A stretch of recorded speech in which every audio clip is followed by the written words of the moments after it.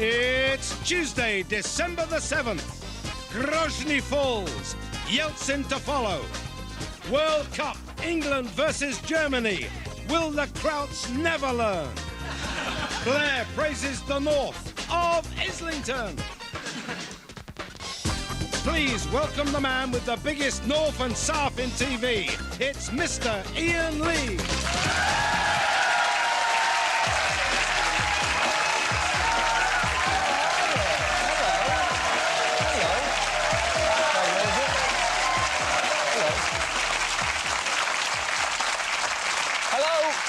Shut up now. I ain't got much time. Good evening and welcome to the 11 o'clock show. Now, North-South divide? According to Tony Blair, there's no such thing. The people of Liverpool seem to think there is. They're always complaining that they're poverty-stricken. Well, what do you expect? Europe gave them a huge grant of £840 million, and what did they spend it on? Shell suits and heroin, of course. Everyone knows there's a divide. The North likes to think it's more friendly. Hey, look, we're so friendly, we can leave front door open, that's how friendly we are. Tickle your balls, sir. Yeah. That's why you get burgled all the time. It's not being friendly, it's stupidity, all right? If you use a coat hanger as a car aerial in Manchester, somebody will steal it. Do the same thing in Islington, you'll come back to find someone's hung a nice Hugo Boss jacket on it. Look at what I'm wearing. Another survey shows that there are more millionaires in the North West than ever before. Yeah, and they all play for Manchester United. Don't really count. Football joke, I don't get it either. Know nothing about it. Fine. And besides, the government does have policies specifically designed to give money to Northerners. It's not our fault they just can't pick the right numbers on Saturday nights. I'm standing here till you laugh more than that. Thanks. Face it, Tony. There's only one way of getting rid of the divide between the north of England and the south of England. Move the Scottish border down to Stevenage and build a much bigger wall. That's simple. But enough of this regionalist rivalry. Ladies and gentlemen, please whip it up for Daisy Donovan.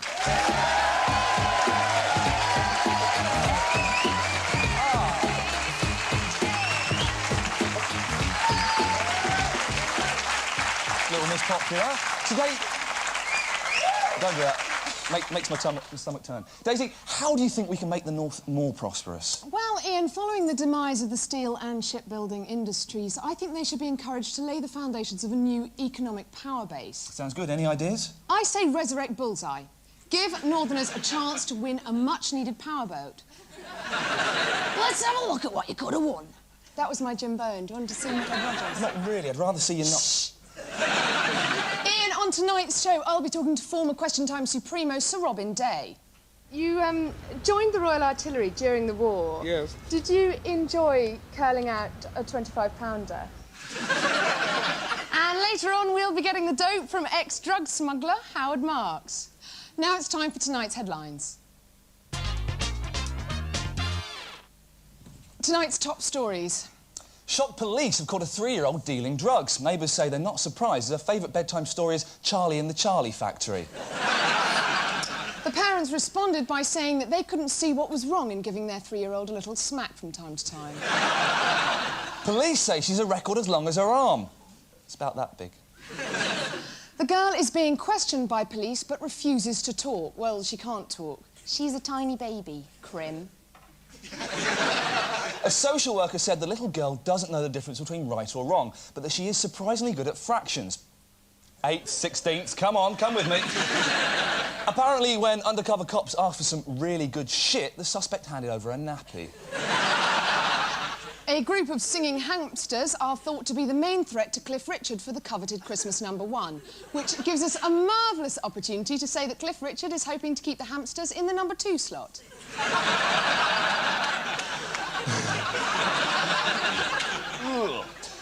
According to a Birmingham crematorium, the single is one of the most requested songs for funerals. This is thought to be an error after thousands of people decided the song was the last thing they wanted to hear. As another multi-million-dollar satellite probe goes missing, questions are asked about recruitment at NASA Ground Control. Spacecraft, this is Mission Control. We read you. Over. A consumer group has denounced the TV licence fee as unfair because an unemployed person pays the same amount as a millionaire. But obviously, this isn't fair because the unemployed person sits on their fat arse all day watching talk shows while the millionaire is out working really hard. A shocked judge has ruled that French Connection's FC UK ad campaign is tasteless and obnoxious. A company spokesman said the judge was just being a miserable old Wagner. And those were tonight's headlines.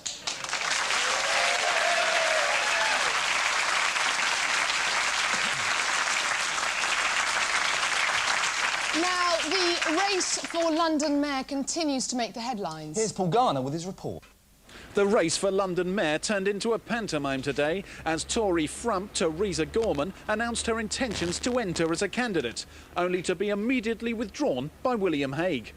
Father-to-be Tony Blair was quick to gain political capital from the turnaround, saying, "I only wish I could have entered and then pulled out as quickly as Gorman did." Ironically, only last night, scraggy Essex girl Gorman insisted that she was a good bet for London Mayor. She also said other good bets were that Shergar would win the next national and that Louise Woodward would star in a new Shake and Vac commercial. Gorman had hoped to win William Hague's support by backing his stand against plans to abolish Clause 28, which would allow homosexuality to be promoted in schools. As part of her campaign, she had planned to release this hard-hitting video to show the consequences of such a move. People of London, do we really want our kids watching programmes like this?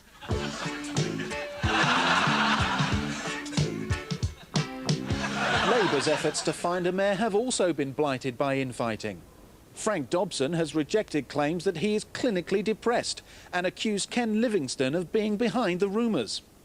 Although the former GLC loony denied any dirty tricks campaign, there does appear to be some doubt about new footage showing Dobson as an unsuitable candidate.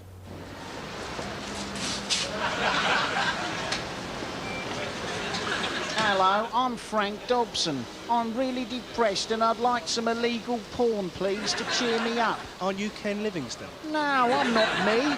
Shh, I'm Frank Dobson, you idiot. The Tories' chances of winning the race for London's mayor now look more remote than ever. True blue eyes are now focused on Stephen Norris, hoping that he can woo voters to the ballot box the same way he woos Vag to his bollock box. This is Paul Garner, the 11 o'clock show, outside Conservative Central Office.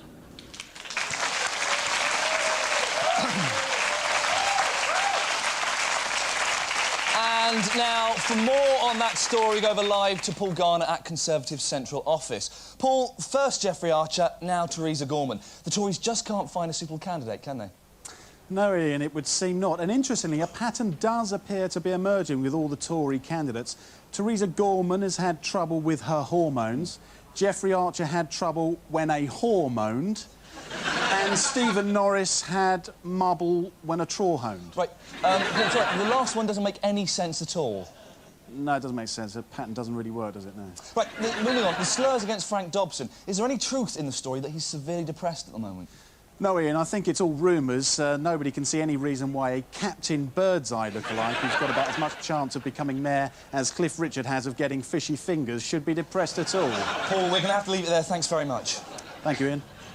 Britain is a nation of randy youths. At the weekend, a child of 13 became the youngest father of twins. And today, some reports on a 16-year-old who's already had 2 kids. It seems that full penetrative sex is the new Pokemon. But what's life like for teenage parents? Well, much like it is for other parents, except Dad can't grow a moustache and Mum's best friend is a Furby. Which is why we've compiled this helpful guide for our school-age mums and dads. Our teenage parents' Do's and don'ts. Do. Accept your responsibility as a parent and show the baby proudly to your friends. Don't. Try and swap it with your mate Gary for a conker and a look at his sister's knockers. Do. Make the child an important part of your world. Don't. Use it as a football post down the park when you haven't got a jumper. Do. Make sure your child has a healthy diet. Don't. Feed it entirely on Tango, just because with every 1,000 ring pulls you get a free BMX headlight. Do. Give your child a name it can be proud of. Don't. Call it Crash Bandicoot, or if it's your second, Crash Bandicoot 2, The Quest for Orin Rock. Do. Make it clear to the child what a loving relationship you have with its mother. Don't. Come out of the bedroom and ask it to smell your finger.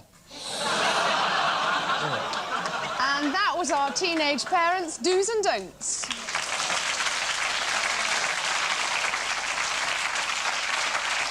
Now, Don't you go anywhere, because I've got to have a word with you. I'm not Daisy, going I want you to play a game. Spot Okay. the odd one out if you can, OK? Darren Day, Robin Day, Sunday Bloody Sunday. Easy. Robin Day. The other two are atrocities that we'd all rather forget about. That's correct, Daisy. But for a bonus point, can you tell me another famous day? Yes, Friday, because that's when I met Sir Robin Day. Take a look.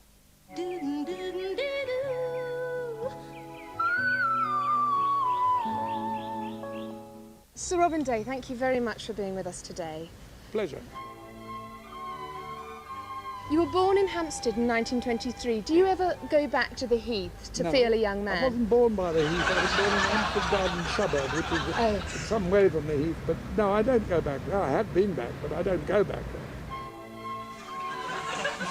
I wondered if you'd ever mastered the five-knuckle shuffle. Could you say that again? Have you ever mastered the five-knuckle shuffle when you were at Oxford? The five-muscle shuffle.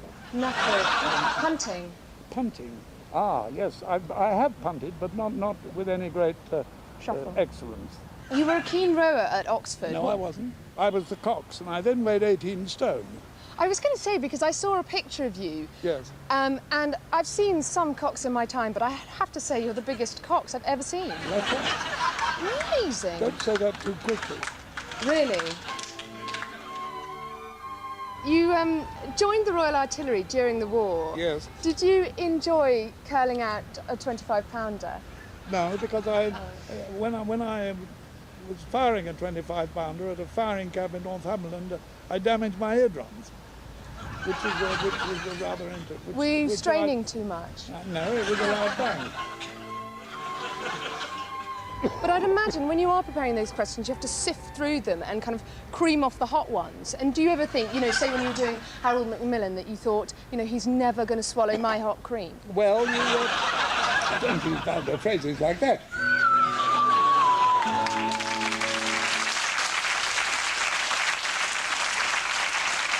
Well, that's the end of part one. Coming up in part two, we'll be talking to Mr. Nice, Howard Marks. Before that, following last week's devolution of power to Northern Ireland, tonight saw Ulster's first regional version of Question Time. And now, calm down. As our turbulent century draws to its close, we bring you the second of Ricky Gervais's special reports on the ideas that have changed our lives forever. Tonight, the impact of Freud.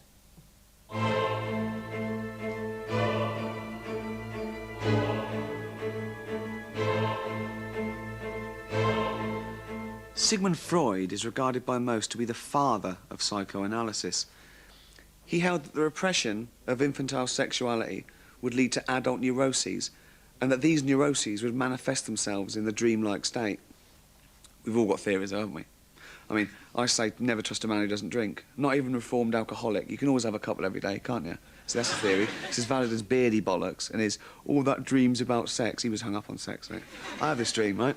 I'm driving a tube train in and out of a tunnel, and I'm going fast because I'm panicked because my nan's on board and she's giving birth to my girlfriend, actually. And my dad, who's the station master, is really angry with me, and he's trying to stop the train with a flag. It's not a flag, it's like a big salami, and he's going to punish me. And I get really nervous and I spill my milk all over the place. I suppose Freud would read something into that. Next week, Karl Marx. Commie bastard.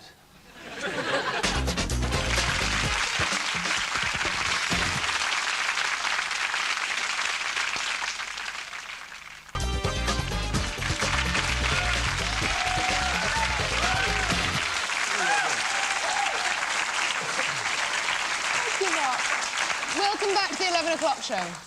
Daniela Westbrook is a talented girl. As well as working an 18-hour day on the set of EastEnders, she still finds time to snort hundreds of pounds worth of coke up her collapsing snout. And what's more, she never slips out of character as that slightly dirty, soiled boiler who looks like she just worked off a dog round the back of a ghost train. But despite this, the Beeb are planning to ditch her from EastEnders, partly because they have to uphold certain moral standards, and partly because Bepe's had enough of necking a bird with a bleeding hooter. In certain sections of the media, the knives are already out. But we say, give the Cockney coke nose a break, which is why we're unleashing right now all possible punchlines to Daniela jokes, so the poor girl can live in peace. Daniela Westbrook is a remarkable character actress. As Sam Butcher, she has captured the real spirit of an East End girl, having to cope with the struggles of daily life. Her marriage to Ricky was a superbly crafted storyline to which Daniela brought real depth and understanding. Her personal life has been much discussed in the popular press, yet she's always maintained a dignified and restrained composure. She's a loving mother who's raised her child in often difficult circumstances. This is a small blip in the career of Miss Westbrook, and we feel sure she'll return to our screens soon. And to show our support for Daniela, we promise we will never show images like this again. The nation was shocked today as The Sun ran a front-page story on Britain's youngest ever drug dealer, aged just 3. We'd just like to point out, of course, that Daniela Westbrook's son has not been implicated. He's only 2. One man who could teach the next generation a thing or two about dealing drugs is our guest tonight, the one-time world's most wanted man, Howard Marks.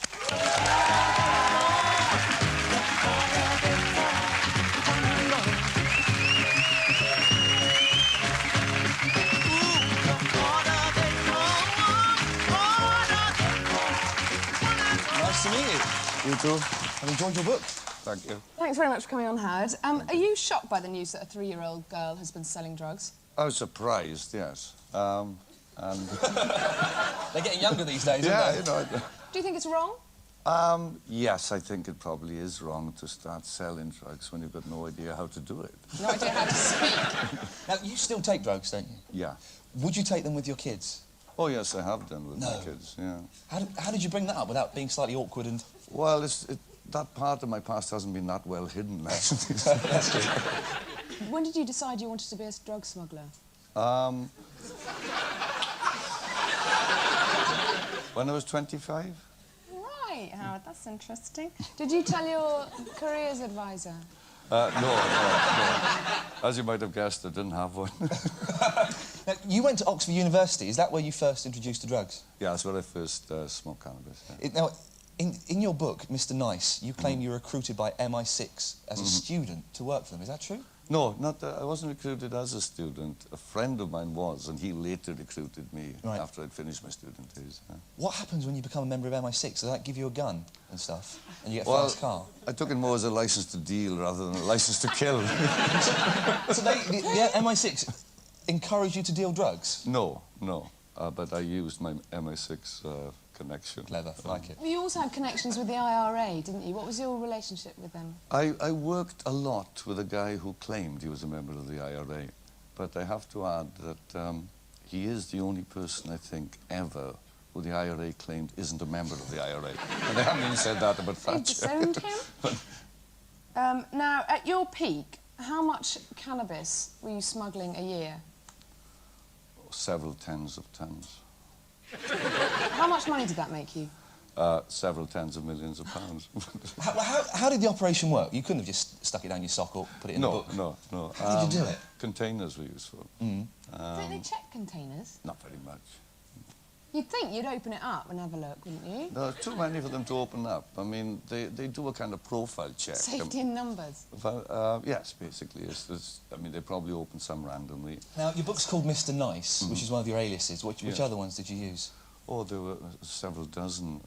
One was Tunnicliffe, one was Hayes, another was Albertson. Was it not difficult? I mean, because you're obviously caned all the time. Was it not difficult to remember what name you're supposed to be using? No, I never found it difficult. No. Is it a glamorous lifestyle, smuggling drugs? Yes. Yes, it is. It is, really. There you go. Oh, no. We're just going to say, of course, we don't condone drugs, smuggling or smoking. Been told to say that by the channel. Anyway, carry on. How glamorous was it? Having spent 9 years in jail and not having any money to show for it, would you say your career as a smuggler was worth it, or were they wasted years? Oh, they weren't wasted years, no. I mean, obviously, it's not the kind of CV of a successful smuggler, you know, being caught and banged up for 9 years. I wasn't very good at it, obviously. But I don't look back on those years as being wasted. Would you recommend it as a career to someone?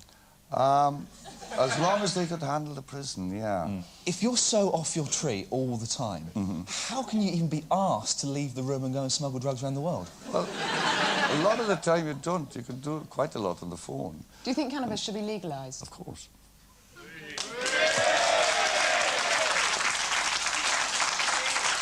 Now, You're in favour of the legalisation of cannabis and say that selling drugs hasn't ruined anybody's life. Well, we've uncovered some evidence from ordinary people which may make you question that belief. Have a look at this, see what you think. The reason I have long hair is because I smoke a lot of dope and I don't have time to get it cut. And it's all because of you, Howard. You. I sit around all day eating biscuits and smoking dope. It's all because of you, Howard Marks. Thank you, Howard. Because of you, I sell so many cigarette papers and sweets. Thank you very much.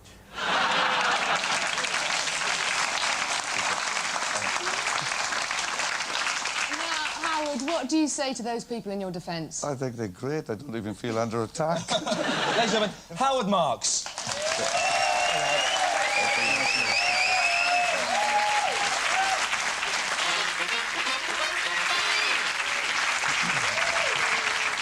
Now, I'll tell you something. It is very easy to make light of the North-South divide, but me and Daisy actually think it's quite a serious issue, don't we, Daisy? Yeah, we certainly do, Ian, and that's why we sent Ian up to Grimsby to find the truth out with this special report. As if I go up there and talk to those whippet-loving, cloth-cap, gravy-supping pit-posing folk. No, I went to London to talk to some real people. The papers this week are full of the news that the North-South divide is increasing. But is this really the case? Or is it just a bunch of whinging northerners making a fuss so they can distract our attention while they go off and do another dole swindle somewhere? Well, I've been here to London, in the south, to find out. Now, it's about this story in the papers, the North-South divide. Okay. Do you think there's a North-South divide? What part north? North London? Should we... Would it help if we built a road linking the north and the south? Do you think that would encourage people to go up there? No. Describe England to me. All right. Here's London. That's your ring piece. Yeah. There's Wales, around about up here. Right. About 4 hours on train. And Scotland's up here, and then we got all Manchester and where the Scousers are from, the Mancunians, all them lot. Right. And that part of England is called? North. The North, that's, you've got it. If we give the North money, they'll just spend it on hairspray and drugs, won't they? Well, I wouldn't totally agree with that. I wouldn't totally agree with it. How much would you agree on a scale of 1 to 10 with that statement? 1 to 10? About 6 to 10. 6 to 10, that's fair enough. Look off to your vest and your shorts. You're mad, aren't you? Well, that's what the Northerners do. Up there, north, in December freezing cold, they don't care. They're in their pants and their vests. Now, if you can do that, then you can be tough enough to be a Northerner. In a major city, you're never more than 5 feet away from a Northerner. No, that's probably true, yes. Oh, hang on, sorry, that's not true. A rat, I meant to say, sorry. What do you think is the difference between the North and the South? Because they're arseholes. But you're standing here in North London with just wearing just a pair of red pants. So there we have it. While the majority of Southerners are completely ignorant about our northern cousins, the great North-South divide will always exist. But I, for one, will be able to mingle completely unnoticed. Hey up, Ian Lee, 11 o'clock show, London.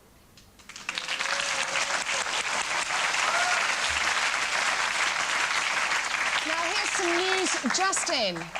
It seems NASA have wasted $100 million on a Mars polar lander. A spokesman said the last time $100 million was spent on Mars, Vanessa Feltz was having a particularly bad week. Noel Gallagher says in an interview with The Sun that he has already forgotten what the old Oasis sounded like. Well, we can help him. It's the Beatles.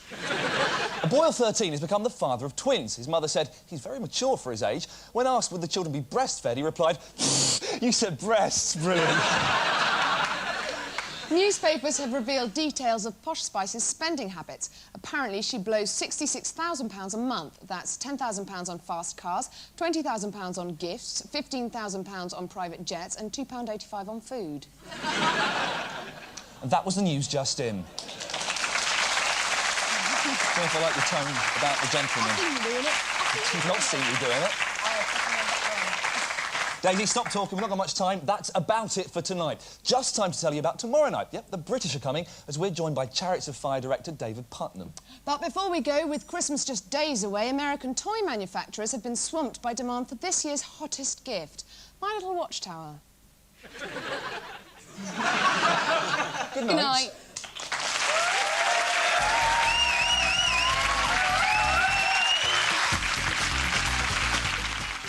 For more alternative news, the team return tomorrow at 11 o'clock. Next Tuesday sees the pilot episode of Smart Hearts, a fly-on-the-wall documentary. And I mean that literally. 3 people open their lives to the cameras for 12 months. And that's next Tuesday night at 11:05.